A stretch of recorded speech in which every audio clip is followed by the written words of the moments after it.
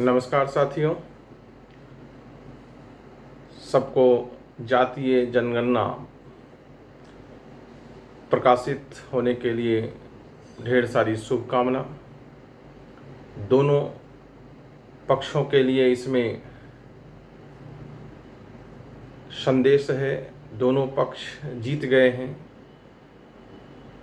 इसको देखने से ऐसा ही प्रतीत होता है। भाजपा के पास अब यह जानकारी है कि करीब 83% हिंदू बिहार राज्य में हैं और दलित और पिछड़ों के पास यह जानकारी है कि उनकी संख्या 85% है। अब वो पुरजोर तरीके से यह मांग कर सकेंगे कि हमारी हिस्सेदारी हर क्षेत्र में 85% होनी चाहिए। इस जनगणना के प्रकाशित होने से यह बात सामने आई है। अब देखना है कि दोनों में से किसका अफीम ज़्यादा तेज है। भाजपा का कमंडल चलता है या नीतीश जी का मंडल चलता है। जाति के नाम पर वो 85% को एकजुट बना पाते हैं या धर्म के नाम पर भाजपा 80% को अपने हिस्से में समेट पाती है। अभी का माहौल देखने से ऐसा लग रहा है कि जैसे यह वातावरण बनाने का कोशिश हो रहा हो कि अब सब कुछ दलित पिछड़ों को मिल जाएगा और सवर्ण हाशिए से बाहर चले जाएंगे। इसमें कोई दो राय नहीं है कि इस संख्या के आने से राजनीतिक निर्णय में कुछ सहयोग जरूर मिलेगा। आप सबसे आग्रह है कि वीडियो को पूरा देखें ताकि हम इसका विश्लेषण कर सकें कि इस जातीय जनगणना के आने के बाद भविष्य की राजनीति क्या हो सकती है, सवर्ण का क्या होगा, क्या इस आरक्षण से दलित पिछड़ों को अंतिम न्याय मिल गया या अभी संघर्ष बाकी है। अभी मुझे ऐसा ही लगता है, एक कहानी से मैं अपनी बात को शुरू करना चाहता हूं कि दो मित्र आपस में बात कर रहे थे।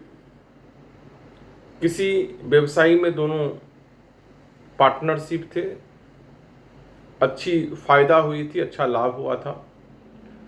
तो एक साथी ने कहा कि मैं इस पैसे से गाय खरीदूंगा।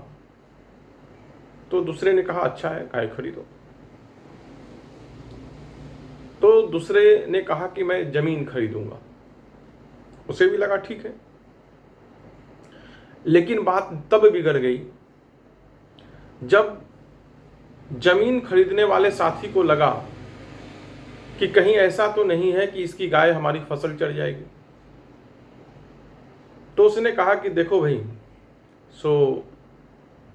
हम जमीन खरीदेंगे तो उसमें फसल लगाएंगे और ऐसा नहीं हो कि तुम अपनी गाय से उस फसल को चला देना। तो दूसरे साथी ने कहा कि भैया, फसल तुम लगाओगे तो उसकी सुरक्षा भी तुमको करना चाहिए। मेरी गाय है, चरेगी ही, कभी खुल भी जाया करेगी, तुम्हारा फसल भी चर लिया करेगी, तो इसमें हम क्या कर सकते हैं। तो इसी पर बात विवाद आगे बढ़ने लगा। मामला मारपीट तक पहुंच गया। जो दोस्त एक रोटी का दो हिस्सा करके आज तक जीवन यापन कर रहे थे, अब एक दूसरे के जान लेने पर उतारू हो गए। यह झगड़ा देख करके आसपास के लोगों को बहुत आश्चर्य हुआ कि ये अचानक क्या हो गया इन दोनों को। तो सबने कहा कि एक काम करो, जो भी बात विवाद है पंचायत में लेकर के आओ, पंच जो फैसला करेंगे तुम दोनों उसको मान लेना। तो दोनों राजी हो गए कि चलो ठीक है, जब आपस में मामला तय नहीं हो रही है तो पंच के पास तो जाना ही होगा। तो दोनों मिलकर पंचायत बुलाए और पंच वहां पर जुटे, बड़े बड़े विद्वान जिस प्रकार से होते हैं। और अक्सर पंचायतों में ठाकुरों का ही बोलबाला होता है। हो सकता है उस पंचायत में भी ठाकुर हों। तो जब पंचायत लगी, लोगों ने कहा कि भाई चलो अपना अपना पक्ष रखो। तो पहले मित्र ने कहा कि हुजूर, हम लोग आपस में मिलकर व्यवसाय करते थे, इस बार लाभ अच्छी हुई तो मैंने सोचा कि हम जमीन लेंगे। तो फिर इसने कहा कि हम गाय लेंगे। तो मेरा इतना ही आग्रह था कि भैया तुम अपनी गाय को अच्छे से मजबूत रस्सी में बांध कर रखना। तो इसका कहना है कि नहीं भाई, सो गाय ही है, कभी खुल जाया करेगी, तुम एक काम करना, उसमें टट्टी वार लगा देना। मामला यही है कि हम टट्टी वार क्यों लगाएं, यह गाय को अच्छे से क्यों नहीं बांधेगा, और दूसरा पक्ष का कहना था कि हम गाय को अच्छे से ही क्यों बांधें, यह टट्टी वार क्यों नहीं लगाएगा। तो पंच को बात समझ में आ गई कि मामला या यह लड़ाई उसके लिए हो रहा है जो अभी कहीं है ही नहीं। तो पंच ने फैसला दिया कि चलो ठीक है, बात तुम दोनों की समझ में आ गई, एक काम करो, पहले तुम जमीन खरीद लो और दूसरे को कहा तुम गाय खरीद लो। तो कितना समय लगेगा गाय और जमीन खरीदने में? तो दोनों हिसाब जोड़े और कहे कि 10-20 साल तो लगेंगे ही, अभी अगर मिल करके हम लोग काम करेंगे तो 10-20 साल लगेंगे। तो कहा कि बुर्बक 10-20 साल पहले मेहनत तो कर लो एक साथ मिल करके, फिर उसके बाद गाय खरीद लेना, जमीन खरीद लेना, फिर तब लड़ाई लड़ लेंगे, पंचायती भी हो जाएगी। बिना गाय बिना जमीन के पंचायती करके तुम दोनों को मिलेगा क्या? आपसी रिश्ते टूट जाएंगे, तुम्हारी कमाई खत्म हो जाएगी, तुम दोनों भिखारी के भिखारी रह जाओगे, न जमीन आएगा न गाय आएगी। अभी हालत कुछ उसी प्रकार से है। आरक्षण की लड़ाई हम लड़ रहे हैं और ऐसा लग रहा है कि सवर्ण सभी आरक्षण पर काबिज हो गए हैं। डेटा भी वही बता रहा है, जैसे राहुल गांधी कहे कि 90 सचिवों में मात्र 3 पिछड़े वर्ग के हैं। यह संख्या चिंता में डालने वाली है और इस पर न्याय होना चाहिए, इसमें कहीं कोई दो मत नहीं। लेकिन अभी कुछ दिन पहले क्या 2-4 दिन पहले की बात है, मैं एक वीडियो भी इस पर बनाया था कि बिहार के स्कूलों से 3.5 लाख बच्चों का नाम काट दिया गया है। कहीं कोई आवाज नहीं है, चू तक नहीं निकला, न सरकार के तरफ से, न विपक्ष के तरफ से, न उनके तरफ से जिनके बच्चों का नाम काट दिया गया। के पाठक साहब का कहना है कि ये सभी फर्जी बच्चे थे। आधार कार्ड के साथ जिनका नाम लिखाया गया वह बच्चे फर्जी होंगे, यह कोई फर्जी मानसिकता का व्यक्ति ही सोच सकता है। खैर, के पाठक भी ठाकुर हैं, ठाकुर के सोचने की अपनी तरीका होता है। लेकिन ये फर्जी बच्चे हैं कौन? जो ग्रामीण क्षेत्र में रहते हैं उनको पता है कि सरकारी स्कूल का कोई भविष्य नहीं है, वहां कोई पढ़ाई नहीं होता है। वहां भेजकर आप सिर्फ अपने बच्चे को पानी में मिला हुआ दाल या पानी वाला दाल या हल्दी वाला दाल और चावल, एक टाइम का चावल आप खाने को सुनिश्चित कर सकते हैं। बाकी वहां शिक्षा मिलेगा, यह बिल्कुल असंभव कल्पना है। गांव में जिनको 2-4 पैसा हो गया है, जिनको लगता है कि हमारे बच्चे को पढ़ना चाहिए, तो सबसे पहले वह यह सोचता है कि सरकारी स्कूल के चक्रव्यूह से हम कैसे निकलें। शिक्षा के प्रति थोड़ी बहुत जागरूकता लोगों में गई है। यह आरक्षण का जो जंग शुरू हुआ है, यह भी शिक्षा के दीप को जलाने में एक बड़ी भूमिका निभाएगा। यह बात मैं पूरे विश्वास के साथ कह सकता हूँ। दलित पिछड़ों में भी शिक्षा को लेकर के एक आंदोलन होगा। उनको भी लगेगा कि अगर नौकरी चाहिए तो पढ़ना तो पड़ेगा बाबू। अपनी जाति में भी कंपटीशन कम नहीं है। अब ये फर्जी बच्चे हैं कौन? भैया ये वो फर्जी बच्चे हैं जिनके माँ बाप अपने बच्चे को पढ़ने के लिए शहर नहीं भेज सकते या ऐसे निजी स्कूल में नहीं भेज सकते जो मान्यता प्राप्त हो। मैंने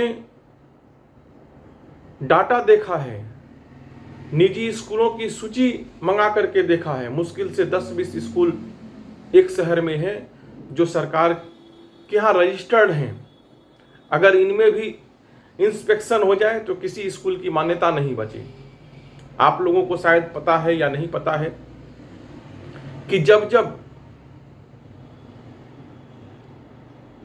सरकार मेडिकल कॉलेज की इंस्पेक्शन करता है तो पता चलता है कि बिहार का कोई भी मेडिकल कॉलेज मान्यता के लायक है ही नहीं। क्योंकि वो सरकार का है, कम बेसी है, तो बातचीत करके मान्यता मिल जाती है। यह सौभाग्य निजी स्कूलों के पास नहीं है, ग्रामीण क्षेत्रों के स्कूलों के पास में नहीं है। पैसा है तो आप स्कूल खोल सकिएगा। पैसा इतना नहीं कि आप इंफ्रास्ट्रक्चर बना लीजिए। पैसा है मतलब आप अधिकारियों को घूस देने की स्थिति में है तो आपका स्कूल चलेगा, नहीं है तो नहीं चलेगा। सरकार की मान्यताओं के अनुरूप बनाने के लिए आपको अदानी अंबानी बनना पड़ेगा। अदानी अंबानी से नीचे के लोग निजी स्कूल नहीं खोल सकते हैं। अब जो ग्रामीण क्षेत्र के गरीब गार्जियन हैं जो अपने बच्चे को पढ़ाना चाहते हैं, जिनको ये लगता है कि अगर हमारा बच्चा 2 अक्षर पढ़ लेगा तो इस आरक्षण से उसको भी कुछ लाभ मिलेगा। लेकिन के पाठक जैसे लोग स्कूल के शिक्षकों को शिक्षा छोड़ करके सब काम दिए हुए। जनसंख्या कौन गिनेगा तो मास्टर साहब गिनेंगे। वोटर लिस्ट कौन तैयार करेगा तो मास्टर साहब तैयार करेंगे। बीएलओ कौन बनेगा तो मास्टर साहब बनेंगे। अर्थात सरकार की नीति स्पष्ट है कि आपके बच्चों को सरकारी स्कूल के चक्रव्यूह में कैद कर देना है। जहां शिक्षा नहीं मिलेगी यह सुनिश्चित है। अगर आप आसपास के युवाओं के द्वारा संचालित स्कूल में उनको भेजेंगे, आप सोचेंगे कि चलो ठीक है, उसका स्कूल को मान्यता नहीं है, 4 बच्चे गांव के मिलकर चला रहे हैं स्कूल, उनका भी रोजी रोटी चल जा रहा है, तो ऐसे में आप उनके स्कूल में भेजेंगे। हेडमास्टर साहब से संपर्क कर आप सरकारी स्कूल में नाम लिखा लेंगे कि एक मान्यता प्राप्त स्कूल में बच्चे का नाम है, सर्टिफिकेट मिल जाएगा, कागज वहाँ से मिल जाएगा। हेडमास्टर साहब भी खुश थे कि चलो एमडीएम का पैसा बचेगा, हमारा भी पॉकेट गरम। सरकार भी चाहती है कि हम स्कूल नहीं आए, स्कूल आने की ज़रूरत नहीं है। जिनके पिता थोड़े सक्षम हैं वो लोग आसपास के नवयुवकों के स्कूल में चले जाते हैं। के पाठक के अनुसार यही 3.5 लाख बच्चे फर्जी, जिनको वह वहां से निकाल करके फिर से सरकारी स्कूल के खंडहर में भेजना चाहते हैं। हम आप सब जानते हैं कि सरकारी स्कूल में बिल्डिंगें बनी हैं लेकिन वहां शिक्षक नहीं है। और आप एक बात जान लीजिए कि अगर आपका बच्चा शिक्षित नहीं होगा, पढ़ा लिखा नहीं होगा, तो हो सकता है आरक्षण के नाम पर वह डॉक्टर बन जाए किसी सरकारी हॉस्पिटल में, आरक्षण के नाम पर वह किसी सरकारी स्कूल का मास्टर बन जाए, जैसे अभी मास्टर साहब ये सब बने हुए हैं। लेकिन जब शिक्षा की बारी आएगी तो आपको उसी ठाकुर के पास जाना होगा जो निजी विद्यालय खोले हुए होंगे। जब इलाज की बारी आएगी तो आपको उसी ठाकुर के हॉस्पिटल में जाना होगा जो निजी हॉस्पिटल चला रहे होंगे। हर विकास का मार्ग शिक्षा के रास्ते जाता है, स्कूल के रास्ते जाता है। अगर आप स्कूल नहीं बचा पाइएगा तो कोई आरक्षण आपको नहीं बचा पाएगा। तब राजनीति के दुकान से नीतीश कुमार निकलेंगे, जाति का अफीम बेचने के लिए, हो सकता है वह अफीम उनको 5 स्टार आने मार्ग का टिकट दे दे, या कोई मोदी धर्म का अफीम बेचकर रायसीना हिल पर कब्जा कर ले, लेकिन आपके बच्चे के भविष्य में वही खंडहर स्कूल, वही खंडहर हॉस्पिटल जहाँ पर इलाज कराने न आप जाना चाहेंगे, जहाँ पर इलाज कराने न कोई और जाना चाहेगा। आरक्षण अभी बहुत लंबी लड़ाई है। संख्या के बल पर हो सकता है आपको मौका दे,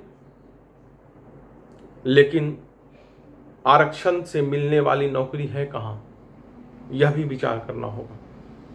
उस वक्त आप क्यों खामोश रह जाते हैं जब सरकार सरकारी संस्थाओं के निजीकरण करता है? उस वक्त आप क्यों खामोश रह जाते हैं जब सरकार रेलवे स्टेशन को बेच देती है, सरकारी कंपनियों को बेच देती है? आखिर आरक्षण लेकर आप करेंगे क्या? जब जमीन रहेगी, गाय रहेगा, तब लड़ाई का मतलब भी होता है। न जमीन है न गाय है, फिर आपस की ये लड़ाई आपको क्या देगा, यह सोचिएगा जरूर। अभी दोनों जीते हैं, एक को 85% मिला है, एक को 83% मिला है। देखिए किसका अफीम ज़्यादा कारगर है, कौन ज़्यादा नशे में लोगों को सुला सकता है।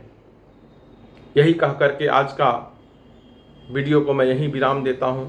उम्मीद करता हूं कि आप इस वीडियो को पसंद करेंगे।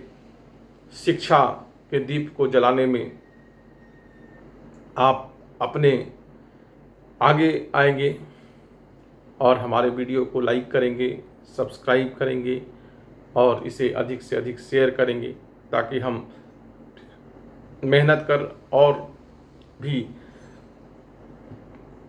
ऐसे मुद्दे लेकर आपके सामने आएं, ताकि आप अफीम लेने से बच जाएं। इतना ही कह करके आज के वीडियो को मैं विराम देता हूं। जय हिंद, जय भारत।